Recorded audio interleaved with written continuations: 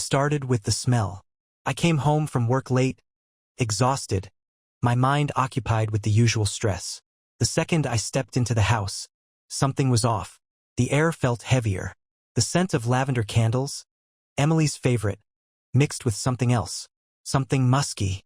Something that didn't belong to me. I stood in the entryway trying to place it when I heard laughter. Light, carefree. A kind of laugh I hadn't heard from her in months. Then, just as quickly as it came, it stopped. A shuffle. The faint sound of something being dragged across the hardwood floor upstairs. Emily was supposed to be at a work event. I didn't call out, didn't announce my presence. Instead, I moved slowly, my footsteps controlled, silent. My heart pounded, but my hands were steady as I reached for the umbrella by the door. Not exactly a weapon, but enough if I needed one. I stepped into the hallway and noticed it immediately. One of my whiskey glasses sitting on the console table, half full, smudged with fingerprints that weren't mine. Upstairs, the bathroom door slammed. A hissed whisper, a frantic shuffle of fabric. I ran up the stairs, 2 at a time. My body moved before my brain could catch up. I grabbed the bedroom door handle and twisted. Locked. Emily. My voice was even. Too even. A beat of silence. Then, oh my God, babe. You scared me. I just got out of the shower. A blatant lie. Her voice was too high, too forced. I could hear breathing on the other side of the door. Not just hers. Someone else's. A short, shaky exhale. I didn't think. I kicked the door open. The room was dim, the only light coming from the bedside lamp. The sheets on our bed were tangled, thrown around like someone had just scrambled to cover themselves. The closet door was slightly ajar, not enough to see inside, but enough to make it obvious. Emily stood by the bed, wrapped in a towel, her hair bone dry. "Babe, what the hell?" she shrieked, playing the part of the outraged wife. "Why would you?" I ripped the closet door open, and there he was, a half-naked man. Mid-30s, tall, blonde, and terrified, crouching between my suits like a deer caught in headlights. His shirt was crumpled in his hands, his belt still undone. He had that unmistakable look on his face. Guilt, panic, fear. I turned to Emily. "You were in the shower?" She blinked. I was about to get in. "Then why is he here?" I pointed at the pathetic excuse of a man cowering in my closet, in my house, in my goddamn clothes. She opened her mouth, then closed it. She smirked. Not guilt, not shame, a smirk. And that's when I realized. She didn't care that she got caught. The world around me blurred into nothing but pure, seething rage. My entire body burned from the inside out, my pulse hammering in my ears like war drums. I could hear my own breath, ragged, uneven, but I couldn't hear him, the coward in my closet. I lunged. Emily shrieked something. My name? A plea? I didn't care. My hand collided with his bare shoulder, yanking him out like garbage from a bin. He stumbled, his belt clinking uselessly as he fumbled to cover himself. Whoa, man, listen," he stammered, hands up in surrender. His eyes darted to Emily, like she could save him. Emily, still standing in nothing but a towel, folded her arms. Calm, unbothered, like this wasn't happening. "This isn't what it looks like," she said, her tone exasperated, like I was the problem here. I turned to her, barely restraining the volcanic fury ready to erupt. "Oh? So what the hell am I looking at? Emily? A business meeting? A Bible study? Because last I checked, Bible studies don't involve hiding a half-naked dude in my closet." She rolled her eyes, rolled her goddamn eyes. "Jesus, calm down," she muttered, brushing past me toward the dresser. She pulled out a pair of shorts, his shorts apparently because they sure as hell weren't mine, and threw them at him. "Mike, just get dressed. Mike G." I felt like I had been punched in the gut. The name from the texts. The mystery man who had been screwing my wife in my own bed. I turned back to him, rage darkening my vision. You're Mike G?" He swallowed hard, his Adam's apple bobbing. "Listen, man. I grabbed him by the front of his shirt and shoved him against the wall. Hard. He let out a choked gasp, hands clawing at mine, but I wasn't letting go. Not yet. "You think you can just come into my house?" I growled. my grip tightening. Into my bed? And do this? To me? Emily sighed. Oh, my God. Stop being so dramatic. I snapped my head toward her. She was scrolling through her phone. Like this was a minor inconvenience. Like she was bored. I let go of Mike, and he collapsed forward, coughing. I turned fully to Emily. Are you serious right now? This is your reaction. She finally looked at me, her lips curling into something twisted, something almost amused. What do you want me to do? Cry? Beg for forgiveness? She scoffed. It happened. You caught me. Move on. I was so stunned I almost laughed. Move on. I gave you everything, I said, my voice dangerously low. And you just what? Get bored and decide to throw it all away. She tilted her head. Honestly? Yeah. You're predictable. Boring. Always so serious. She shrugged. Mike is fun. He knows how to have a good time. You're just there. My vision went black with rage. Mike took a step back. All right, man, I think I should shut the hell up, I snapped, shoving him aside. He stumbled, nearly tripping over his own feet. I turned back to Emily. You don't even care? Do you? She shrugged again. That damn shrug. You were gonna find out eventually, she said, stretching her arms like this was some casual Sunday morning conversation. Honestly, I was getting tired of sneaking around.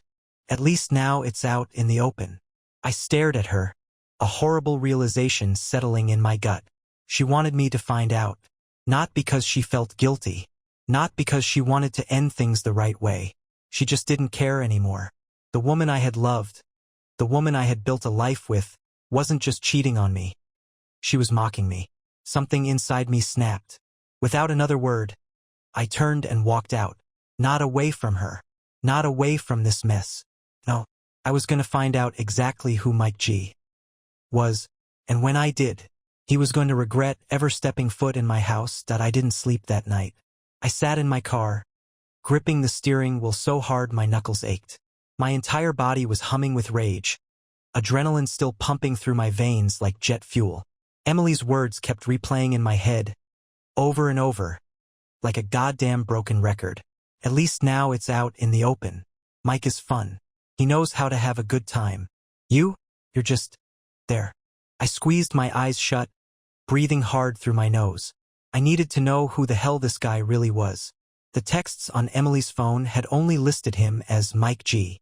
No last name, no details, just flirtatious messages, explicit descriptions of what they'd done together, and plans for their next meetup. But I had something better. Mike had left his car in my driveway. A sleek, black BMW, parked in my goddamn driveway like he owned the place. And he was stupid enough to leave his gym bag in the passenger seat. I didn't even hesitate. I walked right up, tried the door unlocked. Of course. Idiot. I rummaged through the bag with shaking hands, pulling out a membership card for Iron Haven Gym. His full name was printed at the bottom. Michael Garrett. Bingo. I yanked my phone out, ran a quick search, and within minutes, I had an address. A house on the other side of town. Not far. I stared at the screen, my pulse hammering. Part of me knew I should walk away, be the bigger person. But I wasn't feeling like the bigger person tonight. I got in my car and drove. The neighborhood was too nice for a guy like him. The kind of place with perfectly trimmed lawns, motion sensor lights, and cars that cost more than most people's salaries. How the hell did this guy afford this? I parked down the street and killed my headlights. My heart was pounding so hard it was making my vision blur. But I didn't care. I was done thinking, done being reasonable. I stepped out and walked straight to his door. My fists were clenched so tightly I could feel my nails digging into my palms, but the pain barely registered. I pounded on the door, hard. A long silence. Then footsteps. The door cracked open slightly, and there he was, Michael Garrett. He was wearing a t-shirt and sweatpants, his hair still damp from a shower. But the second he saw me, he paled. *T, he breathed, trying to push the door closed. I didn't let him. I slammed my hand against the door and shoved my way in. Mike stumbled backward, hands up, his eyes wide with panic. Hey man, listen. This isn't... I wasn't listening. My eyes were already scanning the room, and that's when I saw it. Purse. Not just any purse. Emily's purse. Sitting on his kitchen counter like it belonged there. I turned slowly, the realization hitting me like a freight train. She was here, right now. Mike must have seen the shift in my expression, because he started backpedaling. Look, dude, just leave, all right? You're pissed. I get it. But a noise from the hallway, a door clicking open, and then Emily's voice. Mike, who's at the... She stepped into view, wearing one of his t-shirts, her hair messy, her skin still flushed from a fresh shower. For a moment, time stopped. She saw me. Her expression barely changed. No shock, no guilt, no panic, just mild annoyance. Jesus, she sighed, rubbing her forehead like I was an inconvenience. You're being so embarrassing. I stared at her, my own wife, standing in another man's house, wearing his clothes, looking at me like I was the crazy one. I felt something inside me snap. My hands were shaking. My entire body was trembling from the force of holding myself back. And then sirens. My stomach dropped. Bright red and blue lights flashed outside, bouncing off the walls. A loudspeaker crackled. Step out of the house with your hands up. Mike's eyes went wide. Did you call the cops? I hadn't. Emily had. She crossed her arms, tilting her head. I told you to leave, she said coolly. But you just had to make a scene. Couldn't breathe. My own wife had just set me up. The flashing red and blue lights outside painted the walls in chaotic streaks of color, distorting reality in a way that made my stomach churn. This wasn't happening. This couldn't be real. But it was. The sound of multiple car doors slamming shut jolted me back into focus. Heavy footsteps pounded up the driveway. A voice on a loudspeaker repeated the same command. Step out of the house with your hands up. I turned to Emily, my wife, the woman I had spent years loving, trusting, building a life with, and she was just standing there, calm, collected, smug, like she'd won. I felt a sickening wave of understanding crash over me. She didn't just want to hurt me. She wanted to ruin me. Emily? I said slowly, my voice almost unrecognizable to my own ears. Low, dangerous, shaking from sheer, boiling rage.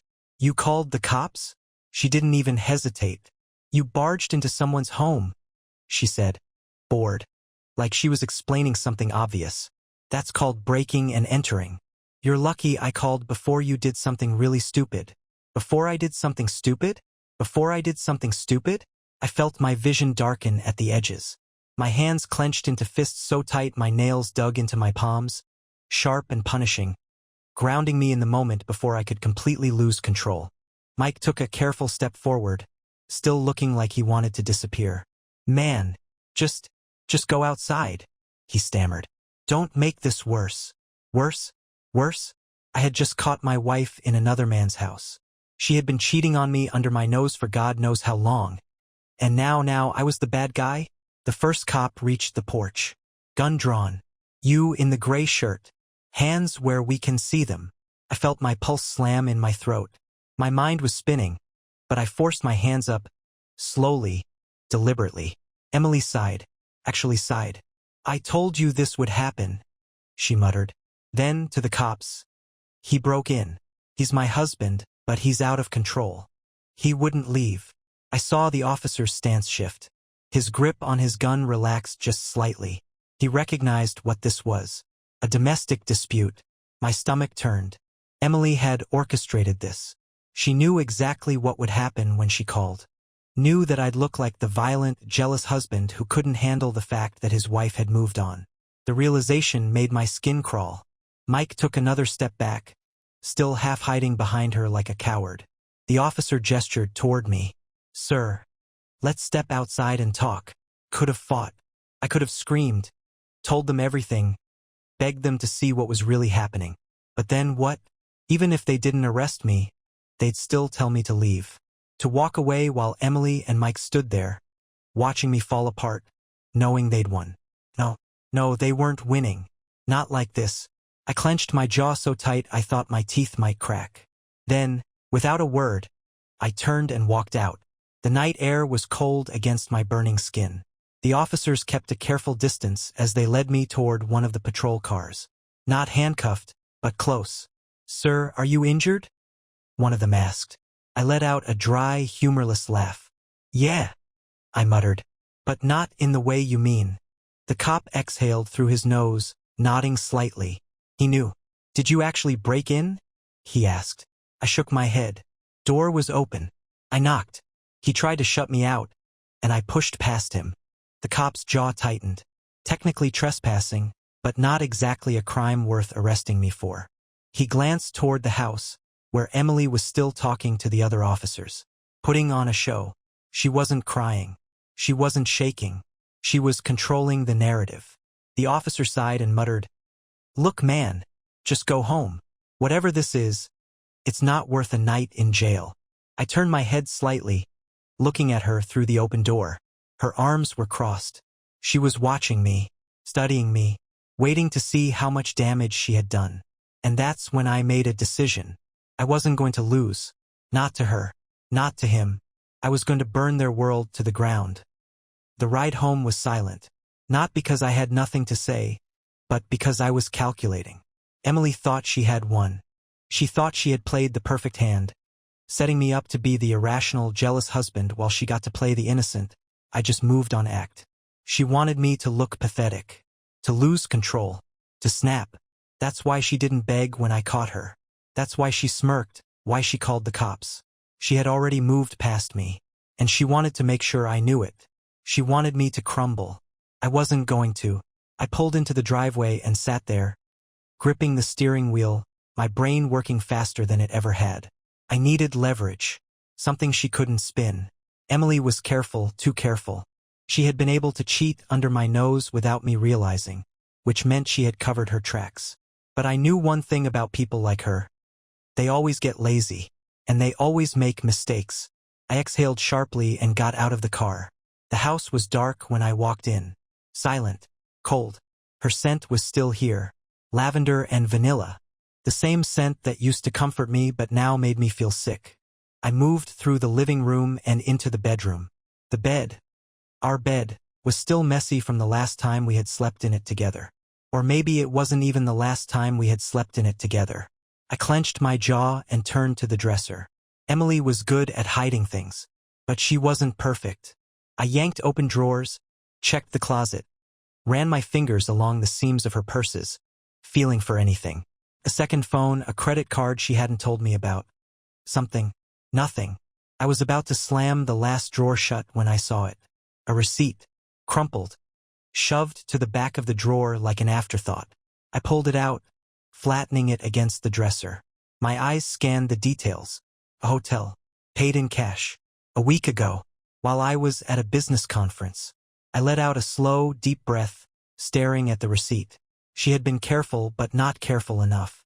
If she had been using hotels, then there were records. If there were records, then there were cameras. And if there were cameras, then I was about to get undeniable proof. I took the next day off work. Told them I was sick. In reality, I spent the morning driving across town, going straight to the hotel listed on the receipt. The lobby was polished, the kind of place that catered to business travelers looking for something discreet. I walked up to the front desk and gave the receptionist a friendly smile. "Hey, I was here last week, and I think I left something in my room. Any chance you could check lost and found?" The receptionist barely glanced at me before typing into her computer. "Sure. What was the room number?" I glanced at the receipt. 214. She typed a few more things. "We didn't find anything in that room." "Damn," I sighed. "You know, I don't even remember what day I was here. I'm so bad with dates. You don't happen to have the reservation info, do you? I just want to make sure I didn't book another hotel by mistake." She hesitated. "I can't give out guest details." "Oh, of course I understand. I think I used my wife's name. Emily Garrett." I forced out a chuckle, making sure my wedding ring was visible as I rubbed my forehead. "She handles all our bookings, and honestly, I just go where she tells me." That was the right move. The second I said wife, the receptionist softened. "Let me check for you," she said, typing again. A few seconds passed. Then she nodded. Yes, there was a booking under Emily Garrett, paid in cash. One night. I swallowed my rage. Cash. She really had covered her tracks. but not well enough. Would you happen to have security footage? I asked, keeping my voice light. I just want to make sure I'm remembering everything right. I swear I saw someone I knew in the lobby, but now I'm wondering if I imagined it. The receptionist gave me an apologetic smile. I'm sorry, but we can't show security footage to non-staff. Damn. I nodded, pretending to be unbothered. That makes sense. Thanks anyway. I turned to leave, and that's when I saw him, a janitor, pushing a cart of cleaning supplies. More importantly, a janitor with a security badge clipped to his belt. An idea hit me like lightning. I walked past him, my heart pounding, then turned down a side hallway. I waited. Sure enough, a few minutes later, he walked in behind me, heading toward the employee break room. I acted fast. Hey man, I called out, plastering on a friendly smile. You work here? He paused, eyeing me. Yeah. I was staying here last week, I said, shaking my head. Man, something crazy happened. I swear I saw my buddy's wife walk in with another guy, but he doesn't believe me. I laughed, shaking my head. You wouldn't happen to know how I could get a look at the security cameras, would you? Just to prove it to him. The janitor hesitated. I mean, I can't really do that. I pulled out my wallet and slipped him a crisp $100 bill. He looked at it, then at me.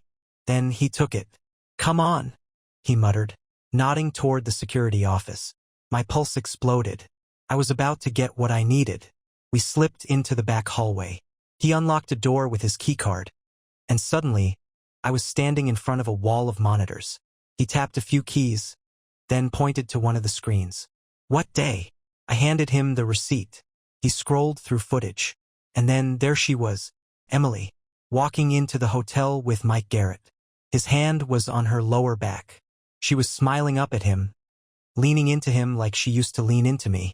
My stomach twisted into a knot so tight it felt like I was going to be sick.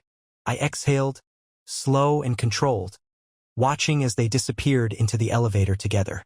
I had my proof. Now, it was time to use it. I drove home with the kind of clarity that only comes after total destruction. I had seen everything. The footage had burned itself into my brain. Emily, laughing, touching Mike like she used to touch me, following him into that hotel room like she hadn't just thrown away years of our life together. There was no more doubt, no more wondering how long or why. Only one thing mattered now: revenge. I wasn't just going to leave. I wasn't just going to yell and throw things like some angry, heartbroken idiot. No, that's what she wanted. That's what she had been waiting for. Instead, I was going to end her. Not physically. I wasn't stupid. I wasn't going to jail over this. But her life, her reputation, everything she had built, gone. Emily had spent years carefully curating her image. She worked in public relations, of all things. Her job was managing reputations, controlling narratives. And that's exactly what I was about to rip away from her. I started with her job. I knew exactly where to strike. Emily had been working on a massive account, some luxury brand that was about to launch a big campaign. She had bragged about it for months, going on and on about how it would make her career. I still had access to our shared cloud storage. And Emily, arrogant as she was, never logged out of anything. It took me 10 minutes to find exactly what I needed: confidential documents, campaign plans, unreleased press materials. I sent it all, anonymously, to her boss, to their biggest competitor, to the press. By the time she found out, it would already be too late. Then I went after her finances. We had a joint savings account. She had her own separate checking account, but she kept most of her savings in the joint one because, her words, "What's yours is mine." I withdrew every single dollar that was mine. Half of it. Legally mine. Then I went after Mike. Mike Garrett was a fraud. I had dug into him the night before, after I first saw his name on her phone. He wasn't just some random guy. He was married to a woman named Rachel, a woman who was 6 months pregnant. And I had her number. Called her. She answered on the second ring. "Hello, Rachel," I said, keeping my voice steady. "You don't know me, but we need to talk. It's about your husband." A pause. Then, cautiously, "Who is this?" I took a breath. "My name is James. I think your husband has been having an affair with my wife." Silence. Then a shaky inhale. "Mike?" she whispered. Like she already knew but didn't want to believe it. I didn't hold back. Yes, I have proof. Pictures. Video footage from a hotel last week. I could hear her breathing hard on the other end of the line. Send them. I did. Less than a minute later, I heard a quiet, broken sound. Not quite a sob. More like a gasp. Like the air had been punched from her lungs. Then pure fury. That son of a... She stopped herself, inhaling sharply. Then, thank you for telling me. Her voice was deadly. She wasn't going to cry. She wasn't going to beg. She was going to burn him alive. I almost felt bad for Mike. Almost. I hung up and leaned back in my chair, exhaling for the first time in what felt like hours. Emily and Mike had spent months, maybe even years, laughing behind my back. Now, they were about to find out what it felt like to lose everything. And I wasn't even done by the time Emily walked through the door that evening. Her world was already in free fall. I had been waiting for this moment, sitting calmly on the couch, my hands folded in my lap, watching the front door like a predator waiting for its prey to walk straight into a trap. And right on schedule, she did. She stepped inside, phone in hand, face pale. Her movements were stiff, her usual confidence fractured. The moment she saw me, she stopped short, eyes narrowing. "What did you do?" she demanded. I smiled. "Good evening to you too, Emily." She clenched her jaw. Her phone vibrated in her hand, but she ignored it. I gestured toward it. "Go ahead. Answer. I'm sure it's important." She didn't. Instead, she tossed her bag onto the counter and marched toward me. Angry, but not in control. Not anymore. "What the hell did you do, James?" I leaned back, stretching my arms over the back of the couch, making myself comfortable, enjoying this. "Oh, just a little cleanup," I said lightly. Tying up loose ends, like our finances. Her face flickered just slightly, but I caught it. I tilted my head, feigning curiosity. "Checked our bank account lately?" She lunged for her phone, frantically tapping the screen. The moment she saw the balance, her entire body tensed. "What the?" She looked up, eyes burning with rage. "You took the money?" "My money," I corrected, smiling. "Half of it was mine. The other half, yours to figure out." Her nostrils flared.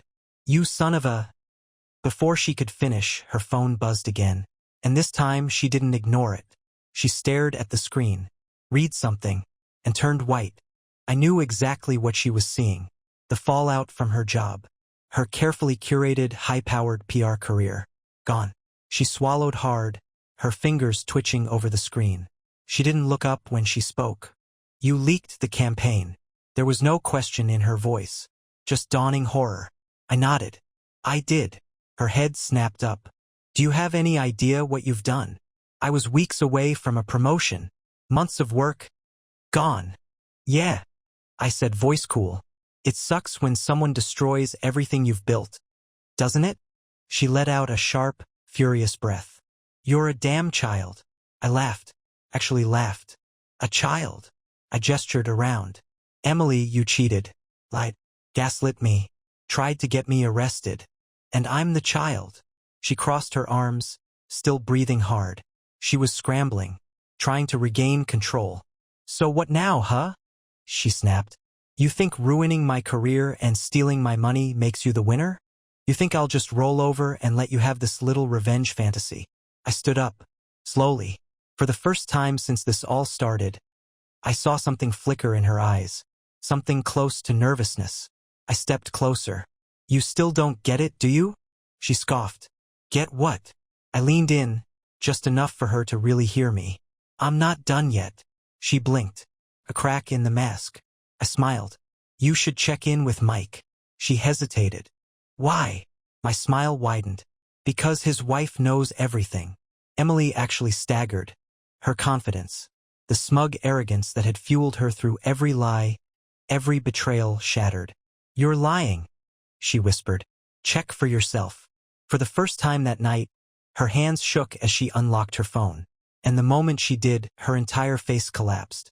Because the messages were there. Dozens of them. Mike's wife, Rachel, had gone nuclear. Screenshots of the hotel footage. Furious, scathing texts. One final message that stood out from the rest. He's your problem now. Emily's breath hitched. She swayed slightly, gripping the edge of the counter. No. No, no, no. Oh, yes, I murmured. Mike's done, Emily. His wife's leaving him, taking everything. And guess what? She didn't look at me. She couldn't. I leaned in, lowering my voice. He doesn't want you anymore. A strangled sound escaped her throat. She knew it was true, because that's how cheaters operate. Mike had been fine sneaking around, fine lying, fine having his fun, until there were consequences. And Emily?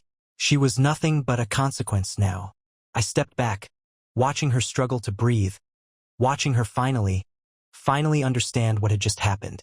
She had spent months, years, maybe, treating me like I was nothing. A boring, predictable husband who was too stupid to see what was happening. But in the end, she was the one who had lost everything. Emily collapsed into a chair, gripping her phone like it was a lifeline. But there was nothing left to save. Her career, gone. Her reputation, in ruins. Her lover, now scrambling to save himself, leaving her in the wreckage. And I stood there watching her crumble. It should have felt like victory. I had spent every second since I found out about her betrayal building up to this moment. Every carefully placed move, every calculated strike. It had all been for this. But as I looked at her, I realized something. I didn't feel victorious. I just felt done. Emily let out a shaky breath, still staring at her screen, rereading the messages like the words might change, like she could undo any of it. She couldn't. Finally, she looked up at me, and for the first time in all of this, she looked afraid. "What now?" she asked, her voice barely above a whisper. I tilted my head, pretending to think. "Now?" I repeated. "Now I move on." Her brows furrowed. "That's it?" I laughed. A real, amused laugh. "That's it," I echoed. "Emily, I just took everything from you. You have no job, no money, no man waiting for you on the other side of this. You played yourself." Her lips parted, but no words came out, because she knew I was right. She had built her world on control, manipulating people, playing them, and now, she had nothing left to manipulate. I exhaled slowly, feeling the last of my anger drain from my body, replaced with something quieter, lighter, relief. Emily sat back in her chair, rubbing her temples, her breathing still uneven. "You really think you won, don't you?" I just smiled. "No, Emily. I know I did." She flinched at that. Then, like a switch had flipped, her expression twisted into something ugly. Bitterness. "You'll regret this," she muttered. "One day, you'll realize what you threw away." I gave her a long, hard look. Then I chuckled. "No, Emily," I said calmly. "One day, you'll realize I was the best thing that ever happened to you." She looked away, because deep down, she knew it was true. I grabbed my car keys off the counter, my heart lighter than it had been in years. And without looking back, I walked out the door. For the last time. The night air felt different, lighter, cleaner, like I had finally stepped out of a burning building, leaving behind the ashes of something that had been dead for a long, long time. I didn't rush to the car. I took my time. Every step felt like shedding another layer of the weight I had been carrying since the moment I saw Emily's phone light up with that first text from Mike. I got in, shut the door, and just breathed. For the first time in weeks, I didn't feel like my thoughts were suffocating me. The rage was gone. The betrayal, fading. All that remained was clarity. Emily was nothing to me now. She had spent years chipping away at me, breaking me down, making me smaller and smaller so she could feel bigger. And for a long time I had let her. I had convinced myself that love meant enduring. That if I just tried harder, if I just gave more, things would go back to how they used to be. But now I saw the truth. Love isn't supposed to drain you. It isn't supposed to feel like a war where only one side gets to win. And Emily? She had never been on my side. I started the car, my hands steady on the wheel, and pulled away from the house that had once been ours. But it wasn't mine anymore. Nothing about Emily was mine anymore. Over the next few weeks, I heard the fallout through mutual friends. Emily was fired. The company had blacklisted her from working in PR anywhere even remotely close to the city. Her reputation, something she had spent years crafting, was shattered beyond repair. She had no backup plan. Mike, on the other hand, even worse. His wife, Rachel, had made sure of that. She had left him so fast he probably didn't even have time to process it. And she hadn't just left. She took everything. The house? Sold. The money? Frozen accounts, divorce lawyers, and alimony. And Emily? Well, Mike was done with her the second she stopped being fun. I heard she had moved into some cheap apartment on the other side of town, burning through what little money she had left. Did I feel bad? Not even a little. She did this to herself. One afternoon, I got a text from an unknown number. Emily, can we talk? I stared at the message for a long time, waiting for some kind of reaction. Some old, familiar pull in my chest. Nothing. So I typed 2 words. Not interested. Blocked the number, and kept moving forward. Because the past was dead.